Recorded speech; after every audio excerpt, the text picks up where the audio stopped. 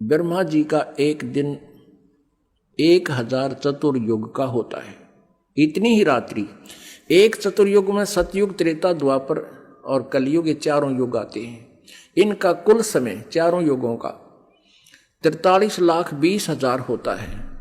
और ब्रह्मा जी का अब इस 43,20,000 को मान कर यदि कैलकुलेशन करें तो गिनती बंद हो जाएगा, नहीं अब हमारे को। इसलिए इनको फिर चतुर्युगों में ले लिया।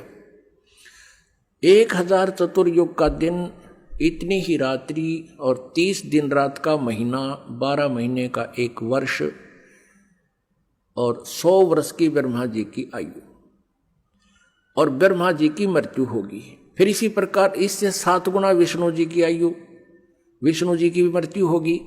फिर विष्णु जी से 7 गुना फिर शंकर जी की आयु, शिव जी की आयु और उसकी भी मृत्यु होगी।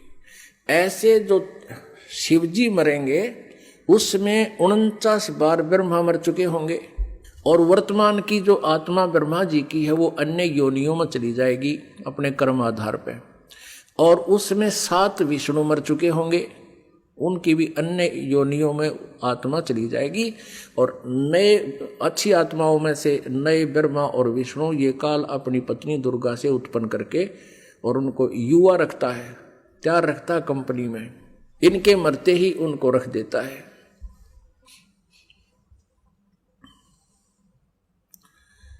और फिर 49 बार विष्णु की मृत्यु के बाद एक तमोगुण शिव की मृत्यु होगी, काल के पुत्र शिव की मृत्यु होगी। और उस ऐसे 70,000 बार शिव की मृत्यु के उपरांत एक ब्रह्मांड का विनाश होगा और इस सरपुरुष यानी इनके पिता इस काल रूपी ब्रह्म की मृत्यु होगी। अब ये कहता चौथे अध्याय के 9वें श्लोक में गीता जी में कि मेरे कर्म और जन्म अलौकिक है। अब ये कैसे जन्म अलौकिक है? यहां मृत्यु होगी, मरते समय पूरे ब्रह्मांड में आग लगेगी और दुर्गा भी मरेगी और ये भी मरेगा और सबके शरीर ऐसे जलेंगे क्योंकि इनका शरीर हमारे से काफी मजबूत मटेरियल का है। तो उसमें 11 सूर्य और आ जाएंगे, सौरमंडल में घूमते घूमते एकदम इकट्ठे हो जाएंगे। एक का सूर्य की कितनी होती है और 11 सूर्य और बिल्कुल निकट आ जाएंगे।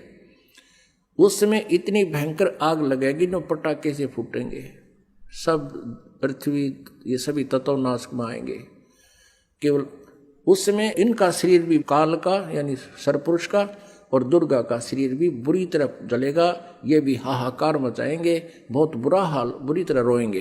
परमेश्वर के विधान अनुसार ये दोबारा सभी प्राणी जीवात्मा किसी की नहीं मरती, दूसरे ब्रह्मांड में चले जाते हैं। 21 ब्रह्मांड है इसके पास और वहां इन दोनों का वहां जाते ही परमात्मा का विधान है, पूर्ण परमात्मा ने विधान बनाया है। वहां जाते ही इन दोनों का युवा शरीर पुनः मिल जाता है, दुर्गा और इस काल का। फिर उसी तरह से फिर नए ब्रह्मांड की शुरुआत ये फिर से करते हैं। अपन आत्मा अब ये इसकी जन्म मृत्यु का पता लगा सरपुरुष। अब अक्षर पुरुष इसकी मृत्यु कैसे होती है? जैसे एक ब्रह्मांड का विनाश हुआ, 70,000 बार त्रिलोकीय शिव की मृत्यु के उपरांत एक ब्रह्मांड का विनाश हुआ और ब्रह्म की मृत्यु हुई सरपुरुष की। ये एक युग माना जाता है किसका? अक्षर पुरुष का, एक युग। और ऐसे 1000 युग का दिन, इतनी ही रात्रि, इसमें चतुर्युग नहीं आता।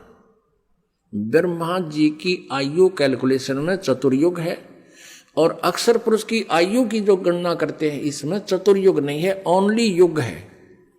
1000 युग का दिन, इतनी ही रात्रि। और इसका प्रमाण कहां लिखा है? गीता जी अध्याय नंबर 8 के श्लोक नंबर 17 में। उसमें चतुर्युग नहीं है मूल पाठ में।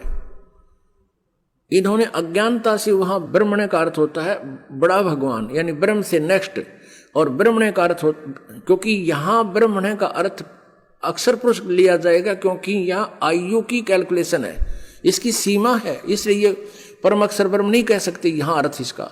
और वहां 17वें अध्याय के 23वें श्लोक में वो परम अक्षर ब्रह्म, उस पूर्ण परमात्मा के लिए ये ब्रह्म ने शब्द प्रयोग होता है।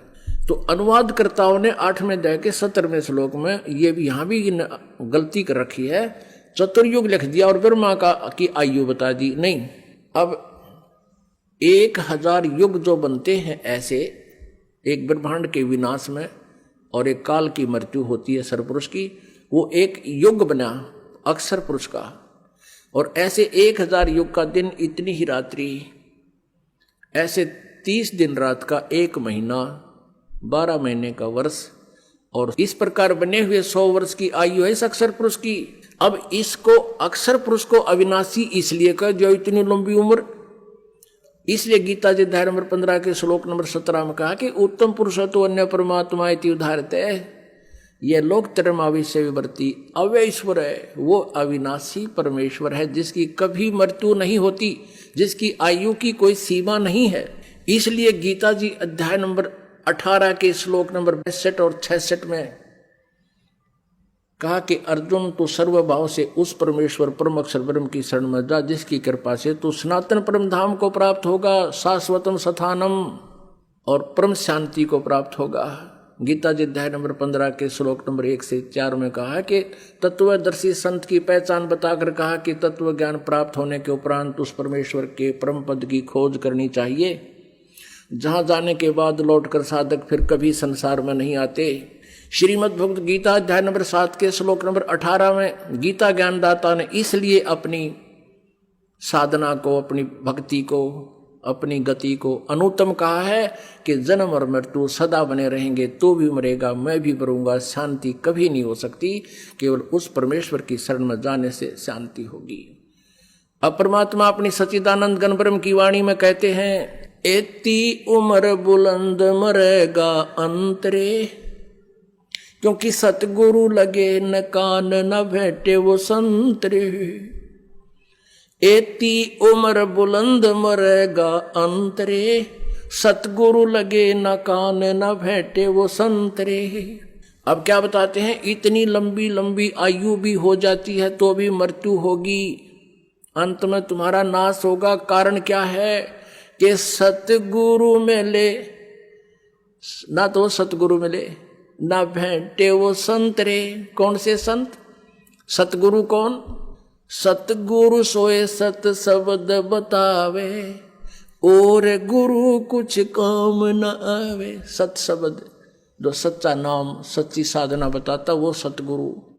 और ना भेंटे वो संत रे, तत्वदर्शी संत नहीं मिले, जो चौथे अध्याय के 34वें श्लोक में प्रमाण है, जिनके विषय में जिस कारण से इतनी लंबी उम्र होकर भी तुम्हारी जन्म और मृत्यु अशांति सदा बनी रहेगी। इसलिए परमेश्वर ने कहा कि समझा है तो सिर धर पाओ, बोर नहीं रे ऐसा दाओ। बोलो सतगुरुदेव।